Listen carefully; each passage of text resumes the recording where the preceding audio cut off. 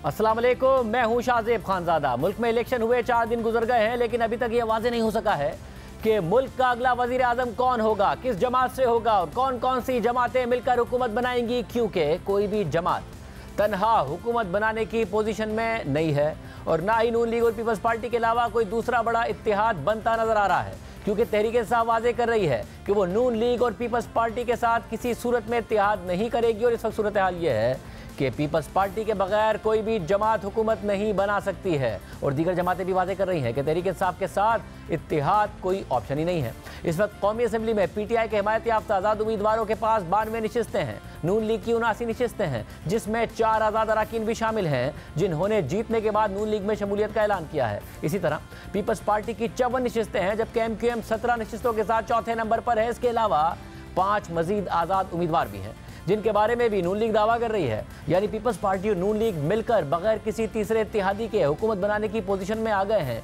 और 134 का magic number उनके पास है। अहम बात यह है कि आइन के शिक 51 और इलेक्शन एक्ट 2017 के मुताबिक इलेक्शन कमीशन को 14 दिन के अंदर हतमी नोटिफिकेशन जारी करना होता है और उसके बाद 3 दिन के अंदर आज़ाद उम्मीदवारों को किसी पार्टी में शमूलियत इख्तियार करना होती है और फिर चौथे दिन ख़वातीन की मखसूस नशिस्तें अलॉट की जाती हैं। मगर अहम बात यह भी है कि अब तक इलेक्शन कमीशन ने सिर्फ इस्लामाबाद की 3 नशिस्तों का नोटिफिकेशन जारी किया है। यानी तहरीक इंसाफ के हिमायत याफ्ता 92 आज़ाद उम्मीदवारों और दीगर आज़ाद उम्मीदवारों के पास हतमी नोटिफिकेशन जारी होने के बाद किसी पार्टी में शामिल होने के लिए 3 दिन का वक्त होगा और इस पेचीदा सूरत हाल की वजह से इलेक्शन के बावजूद हुकूमत साजी का मरहला पेचीदा हो गया है। कौमी असम्बली में सादा अक्सरियत के लिए गोल्डन नंबर 134 है, जो किसी भी जमात के पास नहीं है और 2 जमातों के इत्तेहाद की सूरत में ही यह नंबर हासिल किया जा सकता है।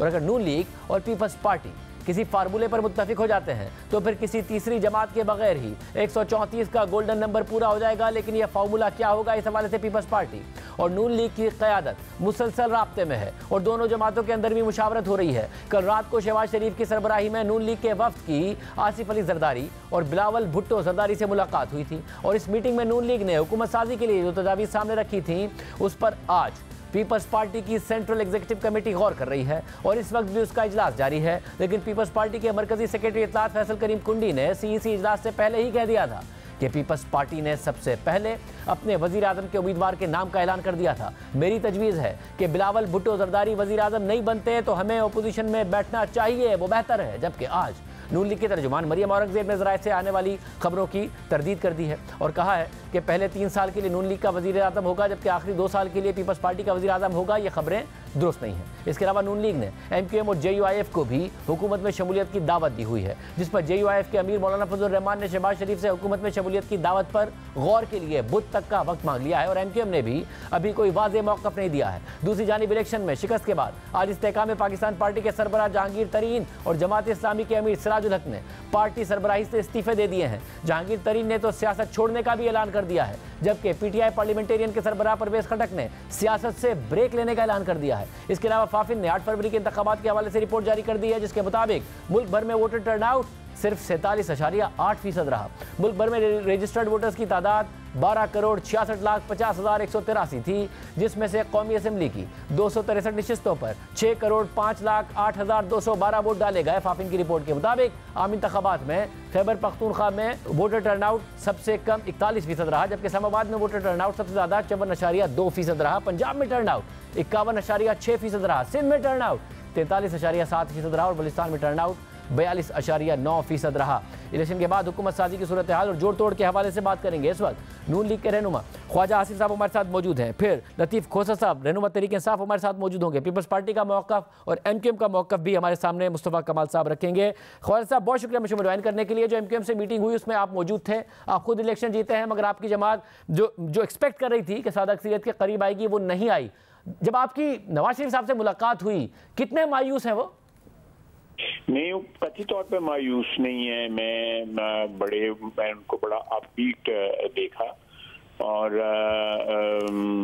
बिल्कुल वो होपफुल थे कि we'll be able to form the government और इंशाल्लाह ताला अगर कोई कमी रह गई है हमसे इस इलेक्शन में, वो हम हुकूमत में आके जो है कोई आवाम की खिदमत करके रिलीफ दे के बहुत से चीज़ें हैं जिनके ऊपर अमल दरामद हो गया तो हम जो लॉस्ट ग्राउंड जो है वो हम गेन बैक कर सकते हैं। अच्छा, मगर ये बेसिकली मगर कुछ आपके जो रहनुमा हैं वो ये भी इजहार कर रहे हैं जैसे कि नवाज शरीफ उनके करीबी लोगों को हराने की कोशिश की गई, जिसमें हमने जावेद लतीफ साहब भी कुछ इस तरफ इशारा कर रहे थे। क्या मियां साहब भी ये सोच रहे हैं या मियां साहब समझते हैं कि फेयर इलेक्शन हुआ और हमें इतनी ही सीटें मिलनी थी जितनी मिली?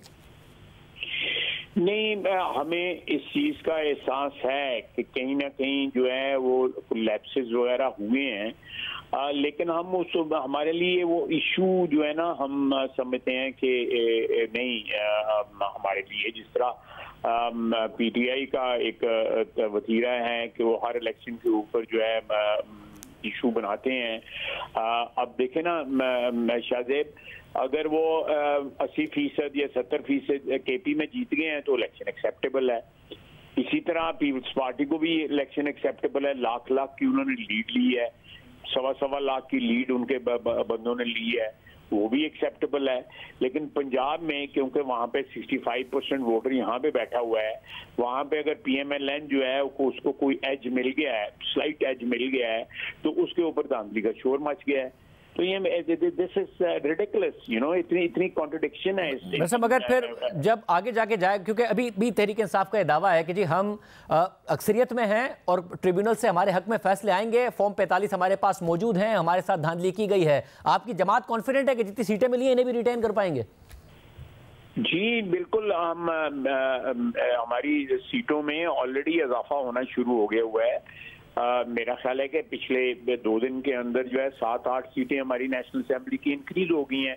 कुछ जो है वो जो आज़ाद ने ज्वाइन किया है, कुछ इंडिपेंडेंट्स ने भी ज्वाइन किया, मेरा ख्याल है 1-2 ज्वाइन किया है, और कुछ और लोग भी, यानी मुझे पर्सनल इल्म है कि जो तहरीके इंसाफ के डायरेक्टली या इनडायरेक्टली जो कनेक्टेड लोग हैं वो भी जो है क्रॉस ओवर करना चाहते हैं, और किसी मुनासिब वक्त पे 1-2 दिन में 3 दिन में और लोग भी ज्वाइन कर जाएंगे। जब तक जो है असेंबली का जो सेशन बुलाया जाता है, मेरा ख्याल है हमारी तादाद जो है वो रीजनेबली इंक्रीज हो जाएगी इंशाल्लाह। बगवा साहब, नवाज शरीफ साहब वोट को इज्जत देने की बात करते थे, वोट को ऐसे इज्जत देनी थी कि वोट तहरीक इंसाफ को पढ़ना था और अपनी पार्टी में लाके इज्जत देनी थी। देखें, ये अब तो ये टेक्निकली तो देखें वो वोट को इज्जत दी है ना, वो इंडिपेंडेंट लोग हैं, वो तो उनको अगर पल्ले का निशान नहीं मिला और वो इंडिपेंडेंट लड़े हैं और वो खुद आना चाहते हैं, हम तो किसी को लेओवर नहीं कर रहे कि हम किसी के पास नहीं गए, लेओवर नहीं कर रहे। अगर वो मरियम नवाज साहिबा जब आपकी पार्टी को तोड़कर इमरान खान साहब के पास जा रहे थे तो वो कहती थी कि लोटो की जगह बाथरूम में है, अब वो नून लीग में आ रहे हैं। मैं जो आप बात कर रहे हैं मैं उससे एज ए पॉलिटिकल वर्कर तो इख्तिलाफ नहीं कर सकता, लेकिन जो हमारे हालात हैं हमारे मुल्क के, आज से नहीं कई दहाइयों से, उसकी कोशिश तो हमें जारी रखनी चाहिए कि उनको रिफॉर्म कर सकें उन हालात को। लेकिन अंदरूनी हालात जो है बाजुका जो है, जो गिवन सर्कमस्टांसेस होते हैं उनके अंदर है कि आपको ऑपरेट करना पड़ता है। It's sad but that's a fact. मैं आपको आपके साथ कंटेस्ट नहीं करूंगा इस बात। और ख्वाजा साहब, अब जब ऐसी सूरत हाल है कि जिसमें पीपल्स पार्टी एक डील मेकर की सिचुएशन में है, आप बनाएं तो उनके बगैर हुकूमत नहीं बनती, पीटीआई चाहे तो उनके बगैर हुकूमत नहीं बनती, पीटीआई तो आगे बढ़ नहीं रही, तो एक बहुत ही ज़्यादा लेवरेज की पोजीशन है उनके पास। क्या ये दुरुस्त है कि उनकी तरफ से कहा गया कि जी 3 साल आपका प्राइम मिनिस्टर, 2 साल हमारा प्राइम मिनिस्टर? मुझे अभी पता लगा है कि कोई इस किस्म की स्टेटमेंट आई है हमारी पार्टी की तरफ से। मैं कंफर्म नहीं है। आपकी तरफ से डिनायल आया जी, मरियम औरंगजेब साहिबा ने डिनाई किया है, मगर खबरें हैं कि ये इसकी बात हो रही, इस किस्म की कोई बात नहीं हो रही, इस किस्म की बात नहीं हो रही। और क्या जो सेंस आपको मिला, नवाज शरीफ साहब से मिलकर इस बात पर अग्री करेगी पार्टी की 3 साल हमारा हो, क्योंकि ज़ाहिर शुरू के 3 साल बड़े मुश्किल फैसले हैं और 3 साल। मैं आपको अपना पर्सनल ओपिनियन शाहजेब देता हूँ इसके ऊपर।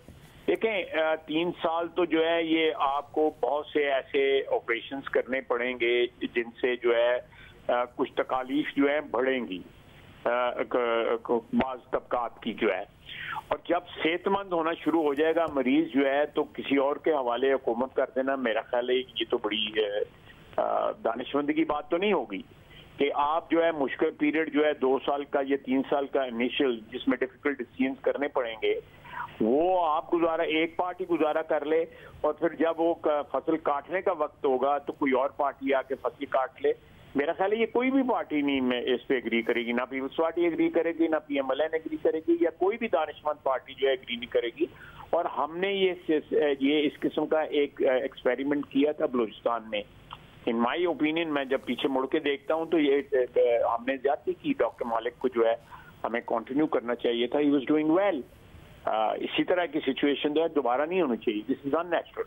मैं पर्सनल ओपिनियन दे रहा हूँ मैं अपना। ठीक है। और दूसरी सिचुएशन ये है कि जरदारी साहब सदर हो, चेयरमैन सेनेट का स्लॉट उनके पास हो, पीपल्स पार्टी के पास हो, बलूचिस्तान की हुकूमत में वो उनके पास चीफ मिनिस्टर हो, क्योंकि तकरीबन JUI आप और पीपल्स पार्टी बराबर बराबर खड़े हैं।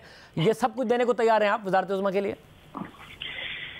मेरा ख्याल है कि ये चीज जो है इतना ये जो आप जो कीमत लगा रहे हैं जरा महंगा सौदा है। हो सकता है इससे कम के ऊपर जो है कोई बातचीत हो जाए, और इससे कम पर इस तरह बातचीत हो जाए कि नवाज शरीफ साहब वजीर आजम हो या इस तरह के बिलावल भुट्टो ज़रदारी वजीर आजम हो। देखिए, मेजॉरिटी हमारे पास है। मैं फिर अपना जाती ओपिनियन कहूंगा कि PMLN का हक बनता है कि हम प्राइम मिनिस्टर हमारा हो। प्राइम मिनिस्टर आपका हो, मगर आप ज़रा नवाज शरीफ साहब लीडर तो आपके हैं, मगर आपसे दोस्ती का भी ताल्लुक है उनका। तो वो खुद जब आप मिले और आपने कहा बड़े पुरुमीद थे, वजीर आजम बनने के लिए पुरुमीद थे। बल्कि मैं समझता हूँ कि मैं थोड़ा सा डाउन था, लेकिन मैं उनका देख के, उनकी स्पिरिट्स देख के, उनका जज्बा देख के, उनकी जो जिस तरह वो इत्मीनान था उनको देख के, तो मैं समझता हूँ कि मुझे तो थोड़ा कॉन्फिडेंस जो है मेरा रीगेन हुआ। मैं जब वापस आया हूँ तो मैं जब गया था तो I was a bit sceptical about the situation, लेकिन वापस आया तो थोड़ी सी मुझे क्लैरिटी आ गई हुई थी उनको देख के, उनसे बैठ के उनके साथ। इस बात की क्लैरिटी कि वो खुद वजीर आजम बनने जा रहे हैं, इस बात का इत्मीनान था उन्हें? नहीं, मैं ये बात जो है ना, मैंने सुबह एक समा का वो मेरा ख्याल है मैंने उनसे बातचीत की थी। तो फिर उसके बाद जो है ना वो मेरी पार्टी ने मुझे कहा था कि क्योंकि इसमें कोई डिसीजन फाइनल नहीं हुआ तो इसलिए आप कमेंट ना करें, आप दूसरी दफा मुझे जो है ना किसी मुसीबत में ना फंसाएं, खुदा का वास्ता है, कोई मेरा भी ख्याल करें। अच्छा, दुरुस्त है। मगर साथ में जो MQM है, अब ज़ाहिर उनकी इतनी बड़ी बार्गेनिंग पोजीशन रही नहीं अगर आप पीपल्स पार्टी के साथ जाते हैं, क्योंकि आप दोनों ही मिलकर हुकूमत बना सकते हैं। तो उस वाली मुलाकात में आप थे, उन्होंने क्या मांगा? मेरा ख्याल है कि उनके साथ जो हमारी मुलाकात हुई है शायद वो बहुत अच्छी हुई है मेरी दानिस्त में। वो बहुत ज्यादा कंस्ट्रक्टिव बात हुई है और वो कंस्ट्रक्टिव रोल प्ले करने के लिए नेशनल पॉलिटिक्स में और कराची की पॉलिटिक्स में वो तैयार है। और मेरा ख्याल है कि उनकी हैंड होल्डिंग करनी चाहिए दोनों बड़ी पार्टीज को। पीपल्स पार्टी भी तैयार है इस बात के लिए? मैं पीपल्स पार्टी, मैं तो एक ख्वाहिश का इजहार कर रहा हूँ। हम तो तैयार हैं क्योंकि मुझे इस बात के ऊपर कोई पार्टी से फिर ना वार्निंग मिल जाए, क्योंकि कराची के जो हालात हैं उसमें जो है वहाँ पे एक यूनिफाइड किस्म की पॉलिटिकल अरेंजमेंट होनी चाहिए जिसमें कराची की कोई रिकवरी हो। वहाँ पे लोगों को शिकायतें हैं, जेन्युइन शिकायतें हैं, और वो it's been too long. Last time भी मियां नवाज शरीफ की हुकूमत में जाके वहाँ पे रिकवरी हुई थी, वहाँ पे पानी का मंसूबा या और मंसूबे जो ये बस वगैरह का जो मंसूबा था या दहशतगर्दी का खात्मा जो था वो 5, 6, 7 साल से चल रहा था। 2008 से लेके 2013-14 से चलता। मियां नवाज शरीफ ने जाके वो सारे मामला जो है सेटल किए थे। इस दफा भी हम for sake of Karachiites, for sake of Sindhis हम करेंगे जरूर। इट्स नॉट जस्ट कि हमारी हुकूमत वहाँ पे नहीं है तो हम उनको अबैंडन कर देंगे, कतई तौर पे नहीं। हम बिल्कुल कराची के साथ खड़े हैं। और पंजाब में ज़ाहिर है तकरीबन सिंपल मेजॉरिटी के करीब हैं आप। जो इंडिपेंडेंट्स, नॉन PTI इंडिपेंडेंट्स हैं, उनकी तादाद इतनी ज़्यादा है 22 तकरीबन, कि आप सिंपल मेजॉरिटी को सरपास कर जाएंगे। पावर पॉलिटिक्स में पंजाब की बहुत अहमियत होती है। नहीं था आपके पास तकरीबन 5 साल के लिए, अब होगा वापस आपके पास। फैसला क्या है पंजाब को के वजीर आला कौन होंगे? मरीम नवाज साहब होंगी? मैं उस पर तो कोई फैसला नहीं हुआ। मियां साहब ने जो क्या कहते हैं, he is holding his cards, को क्या कहते, मुझे पूरा भूल गया हूँ इस वक्त, उम्र का तकाजा है तो वो लेकिन मैं एक आपको बात बता दूं कि हम बिल्कुल डिटर्मिन्ड हैं कि हम पंजाब को जो है पाकिस्तान सारे के लिए एक एग्जाम्पल बनाएंगे, क्योंकि यहाँ पे हम सिंगल पार्टी मेजॉरिटी है हमारी, हम उसको एग्जाम्पल बनाएंगे कि किस तरह हुकूमत की जाती है और किस तरह सूबे के हालात बदले जा सकते हैं। हम बाकी सूबों और बाकी भाइयों को भी, पख्तून्स को, बलोचिस को, सिंधीज को, कराचीइट्स को भी जो है कहेंगे, और अगर उसमें हमें कोई कुर्बानी भी देनी पड़ी हम जरूर देंगे कि हम पंजाब की जो गवर्नेंस है वो रिमार्केबली इम्प्रूव करेंगे और उसको एक एग्जाम्पल बनाएंगे, एक मिसाल बनाएंगे बाकी मुल्क। मगर ख्वाजा साहब, क्योंकि ज़रा अब जो आपकी गवर्नेंस का, माजी की गवर्नेंस का मुकाबला उस्मान बुज़दार साहब से था, और उस्मान बुज़दार साहब ने तो ज़ाहिर पंजाब का जो हाल किया वो सब ने देखा, खुद तहरीक इंसाफ उसका दिफा करने को तैयार नहीं थी, मगर उसके बावजूद अगर ये चैलेंज आपको पड़ा तो क्या इसका मतलब है कि आपका वोटर सपोर्टर गवर्नेंस के साथ साथ एक बयानिया भी मांगता है, हक के हुक्मरानी का बयानिया मांगता है, आगे कंपटीशन भी मांगता है, जो बैक टू बैक फैसलों से उल्टा ऐसा तासुर दिया गया जैसे इमरान खान है ही नहीं कंपटीशन में? नहीं, मैं आपकी बात से इत्तेफाक करता हूँ, मैं इख्तिलाफ नहीं करता कि बयानिया बिल्कुल वोटर मांगता है, और बयानिया जो है नॉट ओनली इन पाकिस्तान, सारी दुनिया में आपको कोई ना कोई जो है बयानिया या स्लोगन जो है आपको देना पड़ता है, आपको नैरेटिव देना पड़ता है, वो बिल्कुल होगा। हम बेसिकली बयानिया जो है हम आम आदमी की जिंदगी जो है उसको ऊपर लाने की कोशिश होगी, और स्पेशली ख्वातीन को और नौजवान जो हमारी नस्ल है, चाहे वो ख्वातीन हो या बच्चे हों या बच्चियां हों, उनको जो है मेन जो धारा है हमारी मेन स्ट्रीम हमारी सोसाइटी का या हमारे मुल्क की जो है उसके अंदर लाने के लिए इक्विप करना पड़ेगा। नहीं तो अगर आपके 65% पॉपुलेशन जो है वो एक किस्म की डिसइंफ्रेंचाइज रहेगी या उसको अपॉर्चुनिटी वो नहीं मिलेगी जो हमारी अपर क्लासेस को या 10-15% को मिलती है, तो आपका मुल्क नहीं चल सकेगा। उनको आपको अपॉर्चुनिटी प्रोवाइड करनी पड़ेगी, और अपॉर्चुनिटी प्रोवाइड हम करेंगे, हम पंजाब में ये एग्जाम्पल बनाएंगे, और अगर सेंट्रल गवर्नमेंट में मिलती है तो हम बाकी सूबों के साथ भी मिलकर तीनों सूबों के साथ मिलकर इस एग्जाम्पल को जो है बिल्कुल करके दिखाएंगे। बहुत शुक्रिया। ख्वाजा साहब हमारे साथ मौजूद थे। इस वक्त तहरीक इंसाफ क्या सोच रही है, क्या कहीं से कोई कोशिश करेगी कि हुकूमत बनाई जाए? तहरीक इंसाफ के रहनुमा जो खुद भी मुंतखब हुए हैं, लतीफ़ खोसा साहब हमारे साथ मौजूद हैं। खोसा साहब बहुत शुक्रिया हमें ज्वाइन करने के लिए। इंडिपेंडेंस में लीडिंग पार्टी है आपकी, 92 आपकी निशिस्तें हैं, मगर उसके बावजूद ऐसा लग रहा है कि आपकी पार्टी हुकूमत बनाने की कोई नियत ही नहीं कर रही है। नून लीग, MQM, पीपल्स पार्टी, वो सब मिलकर हुकूमत बनाने जा रहे हैं।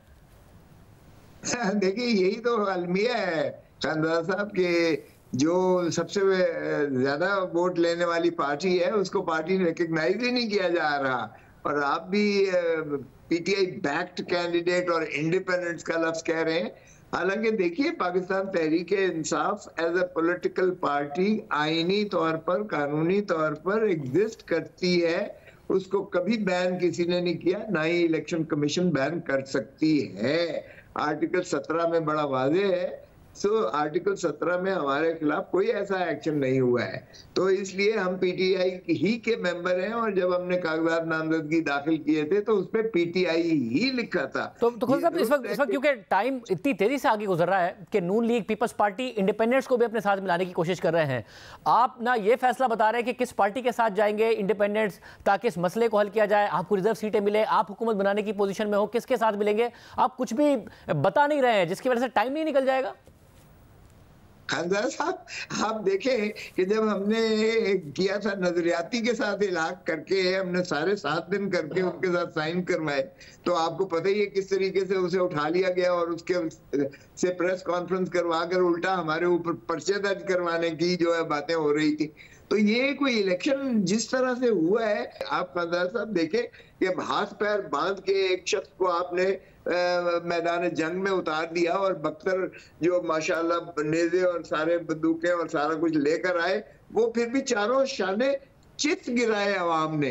ये पहला इलेक्शन है कि मैं हैरान हूं कि ना तो लोग खुद कैंडिडेट को ढूंढ रहे थे और लोग खुद उनके सिंबल्स ढूंढ रहे थे, और जिस तरीके से पाकिस्तान की आवाम ने एक शऊरी तौर पर जिद करके उन्होंने आगे अपने कैंडिडेट्स को दिया है, इसकी मिसाल पाकिस्तान क्या मेरे ख्याल में दुनिया की तारीख में नहीं मिलती है। और ये कितने इंडिपेंडेंट्स हैं जो आपके साथ खड़े रहेंगे? सबसे अहम सवाल ये है, अवाम वाकई खड़ी हुई, इसके बावजूद खड़ी हुई कि आपके पास बल्ले का निशान नहीं था, आपको सीटें दिलाई, मगर अब नजरें हैं दीगर जमातों की आपके इंडिपेंडेंट्स पर, कितनों ने कंफर्म कर दिया कि वो पार्टी के साथ खड़े रहेंगे?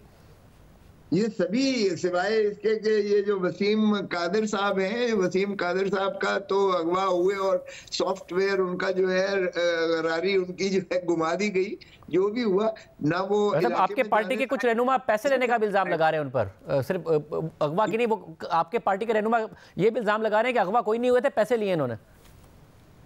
चले पैसे भी लिए, अगवा करके ही पैसे लिए जाते हैं, माफ कीजिएगा, मगर ना उनका जो कैंडिडेट रोहिल असगर साहब थे वो तो शरीफ खानदान की फैमिली मेंबर है, he is related to them, you know that. तो इसलिए अगर उसको उठाया गया है तो उसका जो हशर हो रहा है, और फिर आप खुद हल्फनामा दिखा रहे हैं कि हल्फनामा भी कुरान पर उसने जो है किया हुआ है। तो ये बदकिस्मती है शरीफ फैमिली का, और ये माशाअल्लाह जो दो पार्टी कर रही हैं, इन्होंने तिजोरियों के मुंह भरे खोल कर लूटा है धरती माँ को, और वही पैसा अब वो इलेक्शंस पर अगर मगर साहब आप ये कह रहे हैं कि इसके अलावा बाकी सब ने कंफर्म कर दिया है कि वो पार्टी छोड़ के नहीं जाएंगे, इनके अलावा सब पार्टी के साथ खड़े रहेंगे जो 90+ आपके इंडिपेंडेंट कैंडिडेट्स हैं, खड़े हुए हैं। और खानदान साहब जो 50 हमारे लोग जिनको चुराया गया इलेक्शन, पहले तो सिर्फ दौलत लूटते थे, अब ये हमारे यानी मैंडेट को भी लूट रहे हैं। ये वोट को इज्जत देने वाले जो है, वोट का जिस तरीके से ये तार कर रहे हैं, ये भी एक शाखसाना आपके सामने है।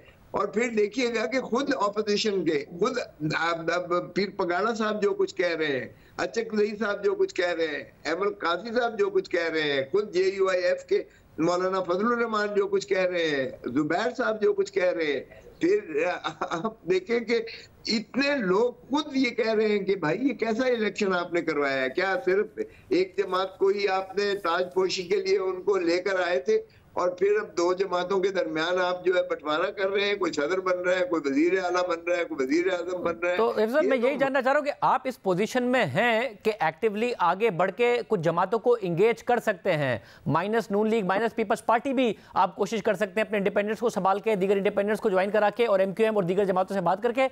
आप ऐसा लग रहा है कि आप लोगों ने फैसला कर लिया अपोजिशन में बैठने का, हुकूमत बनाने का नहीं सोच रहे हैं बिल्कुल। देखिए खानदान साहब, ये कभी होता है जिसके पास सबसे ज्यादा अददी बरतरी हो, हमेशा उसी को जो है मदऊ किया जाता है कि आप अपना जो है हुकूमत बनाएं। साहब अगर आपको मदऊ कर भी लिया जाए तो आप, मैं ये कह रहा हूँ, आपने किसी को अप्रोच ही नहीं किया, अगर आपको मदऊ कर लिया जाए तो आप कैसे हुकूमत बनाएंगे? नहीं, आप देखें तो सही, हम तने तनहा बना सकते हैं, हमें किसी बिसाखी की जरूरत नहीं है। हमारा कोलिशन का तजर्बा जो है कोई कामयाब नहीं रहा है, माफ कीजिएगा, कोलिशन को तो आप तितर बितर करके ऐसा, मगर इस वक्त ज़ाहिर है आपके एक लीगल प्रोसेस चल रहा है जिसमें आप फाइट कर रहे हैं कि आपकी कॉन्स्टिट्यूंसीज के जी वो हम जीते हैं, मगर ऑन पेपर 92 हैं, इसके साथ कैसे हुकूमत बना लेंगे अकेले? अच्छा, तो 93 के साथ जरा आप मिला लीजिएगा ना हमारे, फिर उसके बाद स्पेशल सीट्स भी तो आएंगी ना, खवातीन और माइनॉरिटीज भी आएंगी, और ये वो तो सबको मिलेंगी ना। 134 तो आपको स्ट्रेट चाहिए इन्हीं में, तो आप किसी से मिलेंगे तो ही हुकूमत बना पाएंगे। नहीं, देखें 134 तो हमारे पास क्लियर आ जाएंगे ना, अगर आप माइनॉरिटीज और खवातीन को मिलाते हैं 93 के साथ। नहीं, फिर रिक्वायरमेंट 169 हो जाती है। मैं रिजर्व सीट के बगैर 134 कह रहा हूं कि आपको किसी के साथ मिलना पड़ेगा। देखें, ये हमारे 50 जो चुराए गए हैं, ये भी हमें यकीन है, आप अंदाजा कीजिएगा कि मेरे मद्दे मुकाबिल ने तो ग्रेस दिखाई और उसने तस्लीम किया शिकस्त को, लेकिन क्यों कर ये जो दाई है इतने बड़े चैंपियंस हैं डेमोक्रेसी के, और दुनिया सारी चिल्ला रही है कि जो धांधली की गई है आपका, आप USA देख लें, आप जो है जितने ऑस्ट्रेलिया देख लें, दुनिया सारी कह रही है कि इन्होंने जो है जिस अंदाज से इलेक्शन करवाया है, इसकी ह्यूमन राइट्स मगर अब मसला है कि वो जो आपका गिला है उस पर फैसला आने में बड़ा टाइम लग सकता है। कासिम सूरी साहब 4 साल तक कौमी असेंबली के डिप्टी स्पीकर रहे थे और वो दूसरे नंबर पर भी नहीं थे, स्टे ऑर्डर पर चलते रहे, बदियाल साहब ने स्टे ऑर्डर दिया हुआ था। तो आपको लग रहा है ये फैसले इतनी जल्दी आ जाएंगे कि आपके ये 92 में अपने वो 40-50 मिला लेंगे और वो फैसले भी आपके हक में आ जाएंगे और सादा अक्सरियत से हुकूमत बना लेंगे? इलेक्शन कमीशन को तो है ही डे टू डे चलाने वाली। हम इलेक्शन कमीशन के पास सारे लेकर गए, हमने 45 फॉर्म सारों के लगा दिए हैं, और 47 फॉर्म जो है वो 45 को फॉलो करता है। बदकिस्मती देखिएगा कि 45 तक तो ठीक चला, और उसके बाद कब्जा कर लिया गया रिटर्निंग ऑफिसर के पास, और कब्जा करके वहां जो है उनको मारा भी गया, धक्के भी दिए गए, और फिर मनपसंद जो है नताइज वहां उलट कर दिए गए, रिवर्स कर दिए गए। कभी ऐसा मजाक भी देखा है कभी पाकिस्तान की या दुनिया की तारीख में कभी देखा है? तो क्या ये मॉरल फाइबर रह गया कुछ इसका? सब यानी कि साहब आप ये कह रहे हैं कि जब तक ये फैसला नहीं आता तब तक आप किसी को अप्रोच नहीं करेंगे, फैसले आपके हक में आ गए आप सादक सीरत से हुकूमत बनाएंगे, वरना ऑपोजिशन में बैठ जाएंगे, कोलिशन के लिए नहीं जाएंगे। 100% आपने बात सही की है। हम ऑपोजिशन में रहकर हम आवाम की खिदमत ज्यादा बेहतर तरीके से करेंगे अगर ये नौबत आई, इसलिए कि हम पावर पॉलिटिक्स में बिलीव नहीं करते हैं कि हमने जरूर ग्रैब करनी है पावर, हमने खिदमत करनी है आवाम की, हमने जो है पाकिस्तान की खिदमत करनी है। हम कोई लूट मार करके बाहर जाने वाले नहीं है। इनका तो काम ही वसीला ही है कि ये आते हैं, पावर ग्रैब करते हैं, पावर ग्रैब करने के बाद लूटते हैं और उसके बाद बाहर चले जाते हैं। और ये काम बहुत शुक्रिया। 92 सीटें हैं तहरीक इंसाफ की, मगर उनका दावा है कि जो हमारी मजीद सीटें हैं वो हम लड़कर लेंगे, उसके बाद हुकूमत बनाएंगे, कोलिशन किसी के साथ नहीं बनाएंगे। आगे क्या होने जा रहा है बात करेंगे एक ब्रेक के बाद।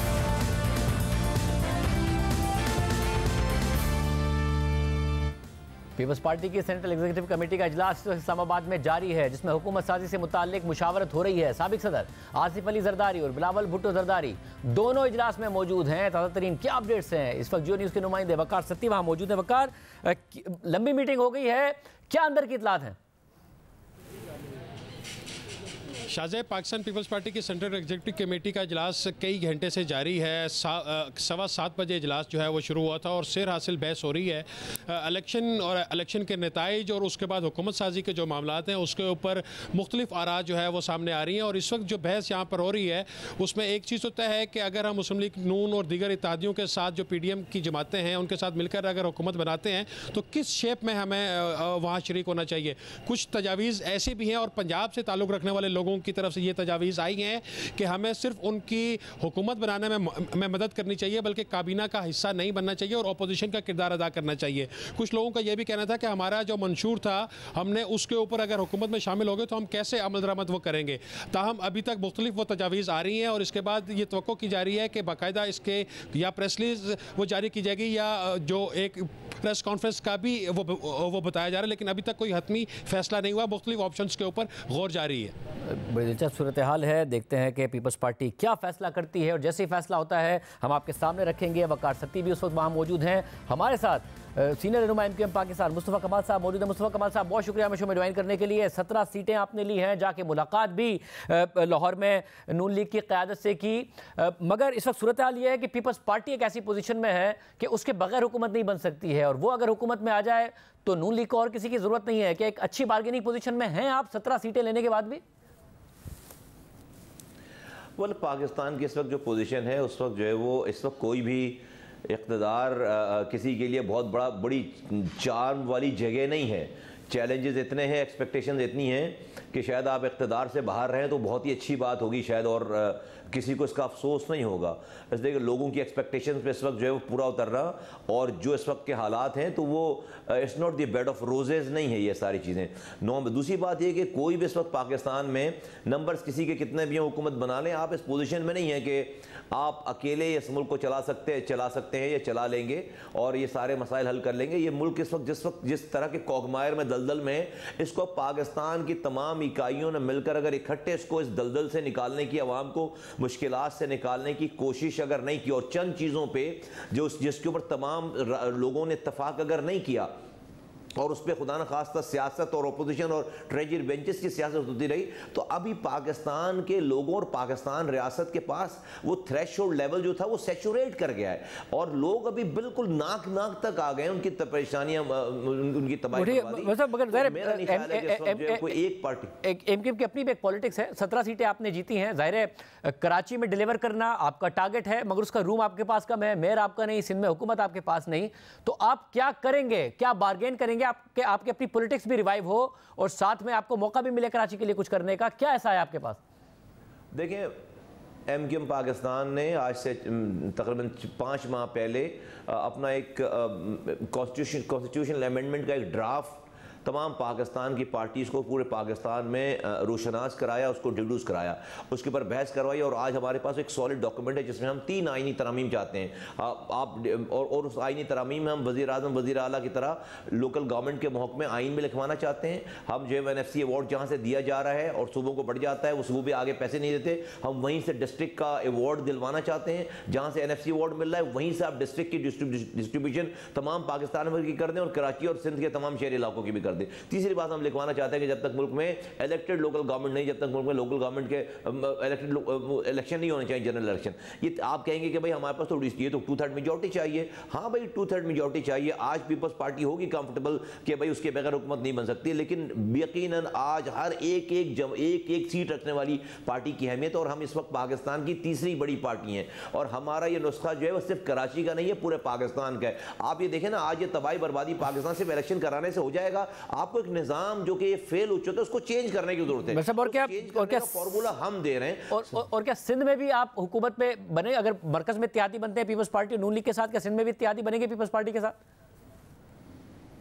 देखिए शाहिद भाई, पीपल्स पार्टी का जहाँ सवाल आता है ना, पीपल्स पार्टी ने अपना रवैया ऐसा रखा कि आज हम इस पोजीशन पे नहीं है कि वो जहाँ पर हुकूमत में अपने वज़ीर आज़म को पिच करके लोगों से वोट मांग रहे हैं और लोगों के पास जा रहे हैं। आज हमारे पास 17 सीटें हैं और पीपल्स पार्टी इस पोजीशन में नहीं है कि हमसे वो बात करे, क्योंकि उन्होंने तलखी उस लेवल पे ले गए कि उन्होंने शहर पे बाकायदा एक जो है वो यलगार कर रखी थी। और मैं बहुत पहले से कह रहा हूँ कि देखिए, आप बिलावल भुट्टो जरदारी साहब के वज़ीर आज़म बनने के रास्ते में आप बारूदी सुरंगें बिछा रहे हैं। आप दिलों को जीतने की कोशिश करें, आप दिलों पर कब्जा करने की, शहर पर कब्जा करने की कोशिश ना करें। आप देखिए कि हम कराची जो सिंध का दारुल खिलाफा है, हैदराबाद जो कि दूसरा बड़ा शहर है, हमने इसको विन किया। इसके बाद हम जाकर PMLN से पंजाब में जाकर बात कर रहे हैं, और सिंध में रहने वाली पार्टी से ताल्लुकात हमारे ऐसे नहीं है कि हमसे बात कर सके। अच्छा, उसके पीछे पूरी एक दास्तान है। आपने 5 साल और 15 सालों में एक कतरा नया पानी नहीं दिया हमें, आपने एक नौकरी नहीं दी है, आप हमें ओन नहीं करते, आप हमें सेंसस में सही गिनने के लिए तैयार नहीं है। ये वो तमाम चीजें हैं जिससे पीपल्स पार्टी आज इस मौके पर उसको शायद एहसास हो कि वो अगर अपने सिर्फ दिल को वसी करती, लोगों को एक्सेप्ट करती, तो शायद उनको बहुत बड़ा एक चंक उनके साथ एक पार्टनरशिप बनती। सियासत में कोई चीज जो है वो लफ्ज आखिर नहीं है, लेकिन अभी हमने इस वाली बात पे सोचा भी नहीं है कि पीपल्स पार्टी के साथ हमारा कोई सिलसिला को बन सकता है। आप समेत PTI मुख्तलिफ रहनुमाओं को, आप समेत सबको जो जीत है उसको चैलेंज कर रही है। आपके पास फॉर्म 45 मौजूद हैं अपनी जीत को साबित करने के लिए? हाँ, 200% हमारे पास फॉर्म 45 भी मौजूद हैं, 47 भी मौजूद हैं, वोट्स भी मौजूद हैं, तमाम चीज़ें मौजूद हैं। और ये MQM ने पिछले 7 माह से हमने पूरे शहर में कैंपेन की है। हम ही वो वाहिद जमात नज़र आए जो सड़कों पर नज़र आए, बड़े बड़े जलसे किए। 21 जनवरी का जलसा हमारा जो है वो it was a turning point, और उसने पूरा मैंडेट साबित कर दिया कराची का मैंडेट किसका है। अब ये कल देखें जिस तरह से लोग जिना ग्राउंड में आए हैं, तो आपका क्या ख्याल है कि हम वो लोग हैं जो रात में सो जाएं, सुबह उठाकर उनको रिजल्ट दे दिया जाता? नहीं, हम वो लोग नहीं है कि रात में सो जाए और सुबह उठा के बोला जाए, घर वाले बोले भाई देखो तुम जीत गए हो, देखो तुमने कैंपेन भी नहीं चलाई थी, तुम जीत गए हो। नहीं, वो चक्कर नहीं है। बिल्कुल हमारे पास तमाम सबूत और शवाहिद मौजूद हैं। जो लोग भी ये बातें कर रहे हैं वो झूठा प्रोपेगेंडा कर रहे हैं। बहुत शुक्रिया मुस्तफा कमाल साहब की गुफ्तगू आपने सुनी। हम कोशिश करें पीपल्स पार्टी का मौक़िफ़ आपके सामने रखें। इजलास जैसे ही खत्म होता है वो तफसीलात भी आपके सामने रखें एक ब्रेक के बाद। आम इंतखाबात के बाद मुल्क भर के मुख्तलिफ हलकों में नताइज को चैलेंज कर दिया गया है। इलेक्शन जीतने वाली बहुत सी आम शख्सियात की जीत को भी चैलेंज किया गया है, जिनमें नून लीग के कायद नवाज शरीफ समेत दीगर जमातों के अहम रहनुमा भी शामिल हैं। नवाज शरीफ की कामयाबी को लाहौर के हल्का NA 130 से चैलेंज किया गया है, जहां उनके मद्दे मुकाबिल तहरीक इंसाफ की हिमायत याफ्ता आज़ाद उम्मीदवार डॉक्टर यास्मीन राशिद थीं। डॉक्टर यास्मीन राशिद के वकील इश्तियाक चौधरी ने लाहौर हाई कोर्ट में नवाज शरीफ की कामयाबी के खिलाफ दरख्वास्त दायर कर रखी है, जबकि खुद नवाज शरीफ ने हल्का NA 15 मानसेरा से तहरीक इंसाफ के हिमायत याफ्ता आज़ाद उम्मीदवार के हाथों अपनी शिकस्त को इलेक्शन कमीशन में चैलेंज कर रखा है। नवाज शरीफ के बाद मरियम नवाज और हमजा शहबाज की लाहौर से कामयाबी को भी चैलेंज कर दिया गया है। तहरीक इंसाफ के हिमायत याफ्ता आज़ाद उम्मीदवार शहजाद फारूक ने NA 119 लाहौर से मरियम नवाज की कामयाबी को लाहौर हाई कोर्ट में चैलेंज कर दिया है, जबकि तहरीक इंसाफ की हिमायत याफ्ता आज़ाद उम्मीदवार आलिया हमजा ने NA 118 से हमजा शहबाज की कामयाबी को लाहौर हाई कोर्ट में चैलेंज कर दिया है। इसके अलावा तहरीक इंसाफ की हिमायत याफ्ता आज़ाद उम्मीदवार रिहाना डार ने सियालकोट से कौमी असम्बली के हल्का NA 71 सियालकोट के नताइज भी लाहौर हाई कोर्ट में चैलेंज कर दिए हैं, जहां से नून लीग के रहनुमा ख्वाजा आसिफ कामयाब हुए हैं। इसी तरह NA 127 लाहौर से नून लीग के रहनुमा तारड़ की कामयाबी को भी आज़ाद उम्मीदवार ज़हीर अब्बास खोकर ने लाहौर हाई कोर्ट में चैलेंज कर दिया है। लाहौर हाई कोर्ट में ही दीगर दरख्वास्तें भी दायर की गई हैं, जिनमें NA 128 लाहौर से ओन चौधरी और NA 117 से अलीम खान की कामयाबी के नोटिफिकेशंस रोकने की इस्तदा की गई है। इन दरख्वास्तों की लाहौर हाई कोर्ट के जस्टिस अली बाकी नजफी की अदालत में आज समाअत हुई है और 18 हल्कों के इंतखाबी नताइज के खिलाफ दरख्वास्तों को नाकाबिल समाअत करार देकर इलेक्शन कमीशन से रुजू करने की हिदायत कर दी गई है। आज समाअत के दौरान मरियम नवाज के खिलाफ दरख्वास्त गुजार शहजाद फारूक के वकील आफ्ताब बाजवा ने कहा कि हमने महारानी मरियम नवाज के खिलाफ इलेक्शन लड़ा है। इस पर जस्टिस अली बाकी नशवी ने रिमार्क दिए कि अगर आप ऐसे अल्फाज इस्तेमाल करेंगे तो मैं केस नहीं सुनूंगा। मरियम नवाज के वकील आजम नजीर तारड़ ने दरख्वास्त गुजार वकील से कहा कि अदब से बात करें। इस पर वकील आफ्ताब बाजवा ने आजम नजीर तारड़ को जवाब दिया कि आप कौन होते हैं मुझे बात करने से रोकने वाले। इसके अलावा मुल्तान के हल्का N148 से नून लीग के अहमद हुसैन डेहड़ और आज़ाद उम्मीदवार तैमूर अल्ताफ ने दोबारा गिनती की दरख्वास्त दी है। N148 से पीपल्स पार्टी के यूसुफ रज़ा गिलानी कामयाब हुए हैं, जबकि मुल्तान ही के हल्का N151 से तहरीक इंसाफ की हिमायत याफ्ता आज़ाद उम्मीदवार और शाह महमूद कुरैशी की साहबजादी मेहरबानो कुरैशी ने दोबारा गिनती की दरख्वास्त दे दी है। इस हल्के से यूसुफ रज़ा गिलानी के बेटे अली मूसा गिलानी कामयाब हुए हैं। दूसरी तरफ कराची से कौमी और सूबाई असेंबली की 30 से ज़ायद नशिस्तों के नताइज के खिलाफ दरख्वास्तों की समाअत सिंध हाई कोर्ट के चीफ जस्टिस अकील अहमद अब्बासी ने की और तमाम दरख्वास्तों पर इलेक्शन कमीशन और वफाक को 13 फरवरी यानी कल के लिए नोटिस जारी कर दिया है।